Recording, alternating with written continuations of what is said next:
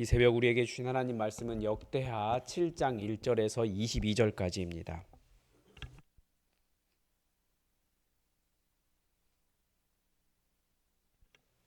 역대하 7장 1절에서 22절까지 하나님의 말씀 오늘 본문인데 우리 16절까지 함께 읽겠습니다. 우리 16절까지 함께 읽겠습니다. 솔로몬이 기도를 마침에 불이 하늘에서부터 내려와서 그 번제물과 제물들을 사르고 여호와의 영광이 그 성전에 가득하니 여호와의 영광이 여호와의 전에 가득하므로 제사장들이 여호와의 전에 능히 들어가지 못하였고 이스라엘 모든 자손은 불이 내리는 것과 여호와의 영광이 성전 위에 있는 것을 보고 돌을 깐 땅에 엎드려 경배하며 여호와께 감사하여 이르되 선하시도다 그의 인자하심이 영원하도다 아니라. 이에 왕과 모든 백성이 여호와 앞에 제사를 드리니 솔로몬 왕이 드린 제물이 소가 2만 2천 마리요 양이 12만 마리라. 이와 같이 왕과 모든 백성이 하나님의 전에 낙성식을 행하니라.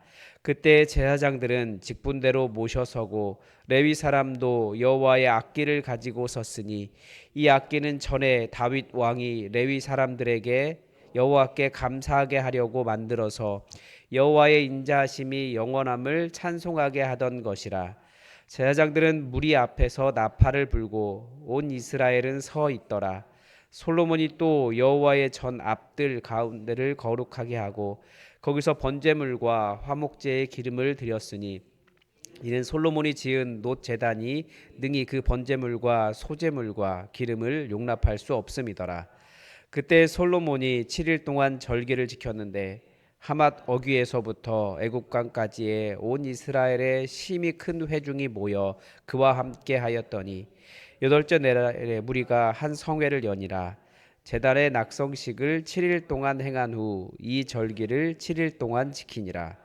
일곱째 달 제23일에 왕이 백성들의 장막으로 돌려보내매 백성이 여호와께서 다윗과 솔로몬과 그의 백성 이스라엘에게 베푸신 은혜로 말미암아 기뻐하며 마음에 즐거워하였더라. 솔로몬이 여호와의 전과 왕궁 건축을 마치고 솔로몬의 손중에 이르기를 전과 자기의 궁궐에 그가 이루고자 한 것을 다 형통하게 이루니라. 밤에 여호와께서 솔로몬에게 나타나사 그에게 이르시되 내가 이미 내 기도를 듣고 이곳을 택하여 내게 제사하는 성전을 삼았으니 혹 내가 하늘을 닫고 비를 내리지 아니하거나 혹 메뚜기들에게 토산을 먹게 하거나 혹 전염병이 내 백성 가운데에 유행하게 할 때에 내 이름으로 일컫는 내 백성이 그들의 악한 길에서 떠나 스스로 낮추고 기도하여 내 얼굴을 찾으면 내가 하늘에서 듣고 그들의 죄를 사하고 그들의 땅을 고칠지라. 이제 이곳에서 하는 기도에 내가 눈을 들고 귀를 기울이니 이는 내가 이미 이 성전을 택하고 거룩하게 하여 내 이름을 여기에 영원히 있게 하였음이라. 내 눈과 내 마음이 항상 여기 있으리라. 아멘.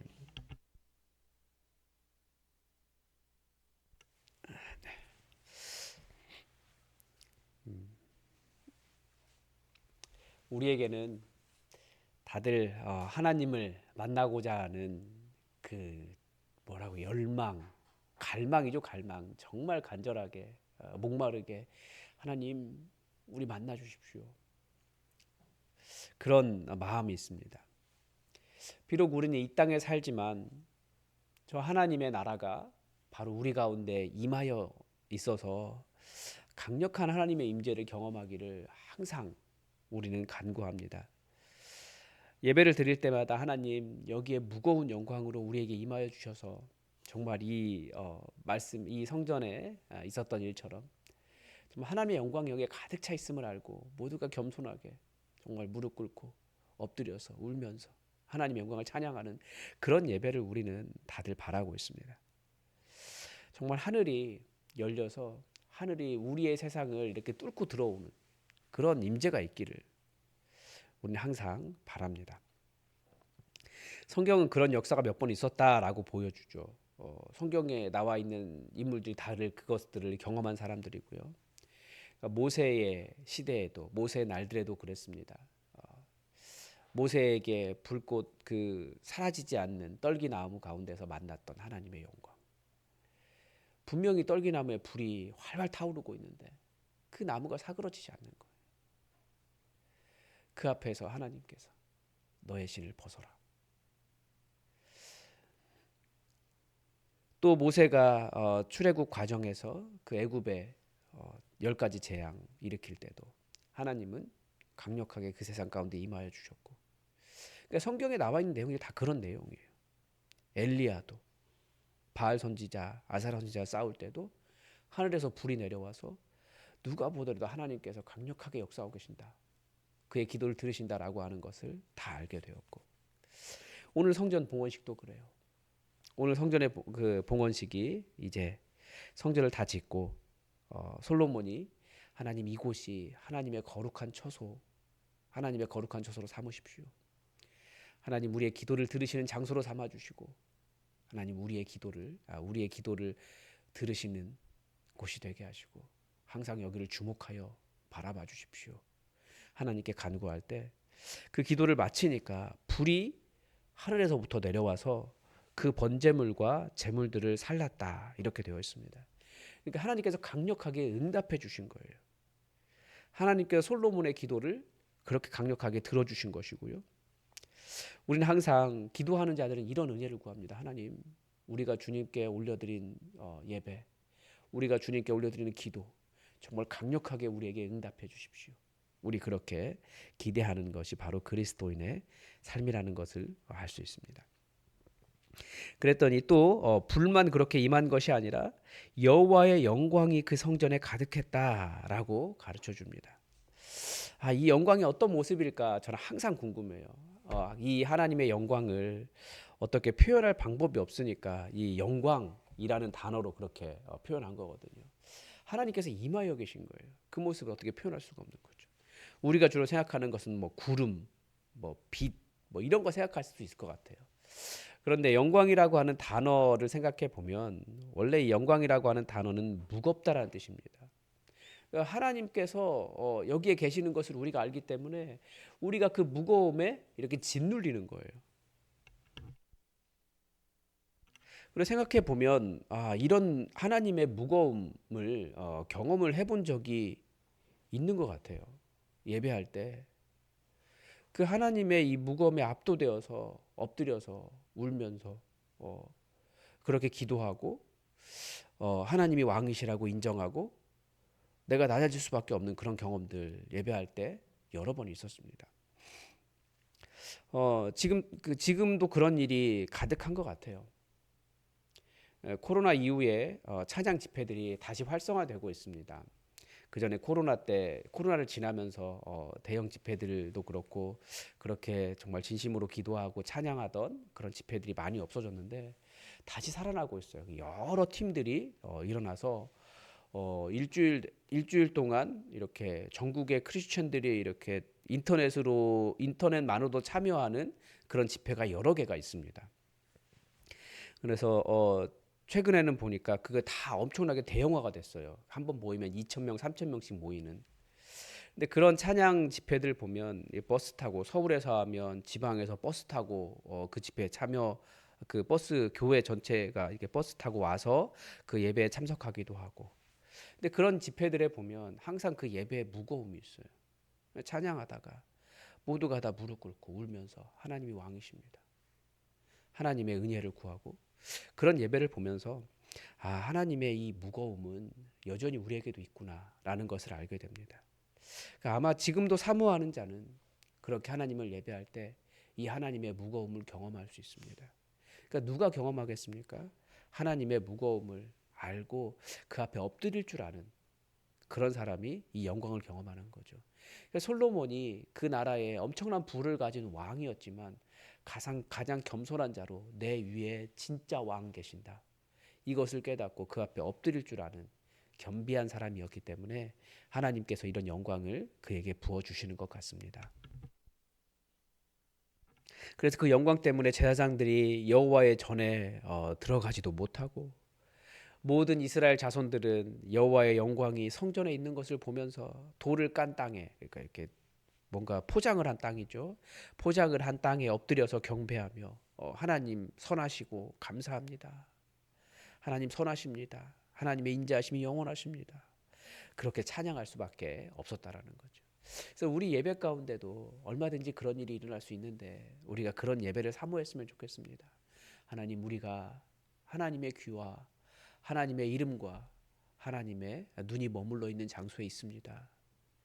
우리에게 임하여 주셔서 우리가 이 무거운 영광을 알게 하여 주시옵소서. 그렇게 기도하며 하나님 앞에 간절히 엎드려 기도하고 예배하고 그런 교회가 우리 교회가 되었으면 좋겠고, 우리의 예배에 항상 이런 감격과 하나님의 임재하심과 우리의 엎드림이 있는 그런 곳이 되기를 기대합니다. 이 낙헌 그 성전 봉헌식을 하면서 이제 바로 그 장막절 절기를 지킵니다. 이제 7월 절기니까요. 7일 동안 절기를 지내는데 이제 그 낙헌 그 제단 낙헌식을 동시 행한 거죠. 그리고 이제 이 11절에 가 보면 솔로몬이 여호와의 전과 왕궁 건축을 마쳤다라고 되어 있습니다. 성전은 전부 7년 6개월 동안 진행됐고, 그 솔로몬의 통치 40년 동안 20년 동안 성전을 건축하는 일과 자기의 궁을 건축하는 일을 마쳤습니다. 그러니까 절반을 이 일을 한 거죠. 그러니까 11절에 보면 시간이 지금 한 13년 정도가 훌쩍 지나가 버린 거예요. 그 중간에 있었던 일들은 다 빼고 바로 이 11절을 보여주는 이유가 무엇이겠습니까? 그러니까 이게 13년 뒤의 일이라는 거예요. 13년이 지난 후에 하나님께서 내가 너의 기도 그대로 이루어졌다라는 것을 말씀하신 것입니다. 그러니까 무슨 말이겠습니까? 우리는 내 기도가 언제 이루어지나 그런 생각 많이 해요. 근데 하나님은 13년 뒤에 지나서 너 기도 그때 그렇게 기도했었지. 너의 기도한 대로 내가 너의 기도를 듣고 네가 기도한 대로 그대로 이루었다라고 말씀해 주신다는 거예요. 근데 그런 경우들이 있습니다. 시간 지난 다음에 맞아. 내가 그 기도했었는데 하나님께서 나를 이렇게 내 삶에 이런 일을 해 주셨구나. 깨달을 때가 있습니다. 그게 그렇게 오래 걸려도 하나님은 반드시 우리의 기도에 응답하시는 분이시다라는 것을 우리가 알 수 있는 거죠. 그래서 우리도 기도하는 것이 아니겠습니까? 그런데 이 기도에는 반드시 있어야 될 일이 있는 거예요. 14절에 보면 내 이름으로 일컫는 내 백성이 그들의 악한 길에서 떠나 스스로 낮추고 기도하여 내 얼굴을 찾으면 이라고 하는 전제가 들어 있습니다. 그러니까 사람들이 여러 가지 일을 당할 수 있어요. 이 땅에 일어나는 모든 일은 하나님께서 행하시는 일이기 때문에 우리가 재앙을 만날 수도 있습니다. 그럴 때 사실 겸손하게 하나님, 제가 하나님 앞에서 뭐 잘못했습니까? 물어봐야 돼요. 근데 그것도 묻지 않고 그냥 단순히 뭐 인생이 그러니까 거기에서 멈추면 안 됩니다. 그럼 인생에서 하나님을 만날 기회가 없어요. 만약에 무슨 일이 발생하거든 거기에 하나님의 뜻이 있는가, 내가 하나님 앞에 회개할 것이 있는가, 그걸 찾아야 된다라는 것입니다. 그래서 그 핵심은 악한 길에서 떠나 스스로 낮추고 기도하여 내 얼굴을 찾으면이라는 거예요. 삶에 문제가 있을 때 회개하는 것은 당연한 일입니다. 아플 때 하나님 앞에 겸손하게 다시 나가고, 삶에 어려움이 발생했을 때 하나님께 다시 나가고, 내가 하지 않았는데 내게 악한 재앙이 닥쳐왔을 때도 하나님 앞에 은혜를 구하고, 하나님 해결해 주십시오. 저는 아무 능력 없습니다. 그런 겸손한 자세가 우리에게 필요하다라는 거죠. 그래서 보면 본문 전체는 하나님을 섬기는 사람들은 어떤 사람들입니까? 다 하나님의 영광 앞에 완전히 낮아질 줄 아는, 정말 스스로 낮추고 기도하는 겸손한 사람들이었다라는 거죠. 솔로몬도 왕이 아니라 겸손한 사람이었고, 제사장들도 여호와의 영광 앞에서 두려워할 줄 아는 겸손한 자들이었고, 하나님의 백성들도 하나님의 영광 앞에서 완전히 엎드려서 찬양하며 기뻐하며 감사하며 하나님을 찾는 자들이었고, 하나님은 그들의 그 악한 길에서 떠나 스스로 낮추고 기도하며 하나님의 얼굴을 찾는 그 겸손함에 응답하고 계신다라는 것을 우리는 말씀을 통해서 배울 수 있습니다. 그래서 이제 이 15절은 이 성전을 다시 가르쳐 줘요. 여기에 내 눈을 들고 귀를 기울이겠다. 그래서 내 눈과 내 마음이 항상 여기 있으리라. 그래서 우리에게 하나님을 기대하게 하는 곳, 우리의 기도를 들으시고 그렇게 겸손하게 하나님의 뜻을 구했던 자들에게 응답하신 하나님을 우리도 여전히 만날 수 있는 영원한 처소가 성전이라는 것을 볼 수 있습니다. 그래서 우리에게는 성전이 없지만 이미 우리에게 성전 대신 예수님이 계시고, 그 성전 하나님의 이름이 있고 하나님의 눈과 귀가 머물러 있는 교회가 있습니다. 여러분, 하나님의 은혜를 구하러 이 자리에 나오셨는데 정말 겸손하게 낮은 자세로 여기에 하나님의 눈과 하나님의 귀가 머문 장소에 우리가 앉아 있다라는 것을 기억하면서 우리가 겸손하게 하나님께 우리의 소원을 아뢰고, 하나님께서 우리에게 응답하시고 하나님께서 분명히 이렇게 약속을 이루시는 분이시라는 것을 제대로 아는 그런 깊은 기도의 시간이 되시기를 주님의 이름으로 부탁을 드립니다. 오늘도 하나님의 뜻이 우리에게 이루어지기를 주기도문으로 기도하겠습니다.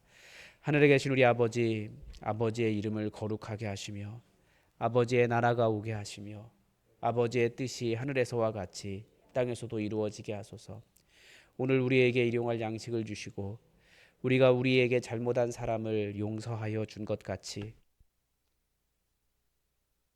우리를 시험에 빠지지 않게 하시고 악에서 구하소서. 나라와 권능과 영광이 영원히 아버지의 것입니다. 아멘. 우리 이 시간 함께 기도할 때 하나님 제게도 응답해 주시옵소서. 강력한 불로 우리에게 응답해 주시옵소서. 여기에 하나님의 무거운 임재와 영광이 있다는 것을 알게 하시고 하나님의 눈과 귀 앞에 머물러 있는 시간 되게 해주십시오. 오직 주의 은혜를 구하오니 우리를 도와주십시오. 정말 우리도 예배 드릴 때 하나님의 무거운 영광 경험하게 하시고 아버지 앞에서 스스로 자기를 낮추는 겸손함을, 그 자세를 잃지 않도록 하나님께 엎드리는 그런 삶이 되게 해주십시오. 그리고 우리에게도 이렇게 응답하여 주시옵소서. 우리 그렇게 여러분의 기도 제목 가지고 함께 기도하겠습니다.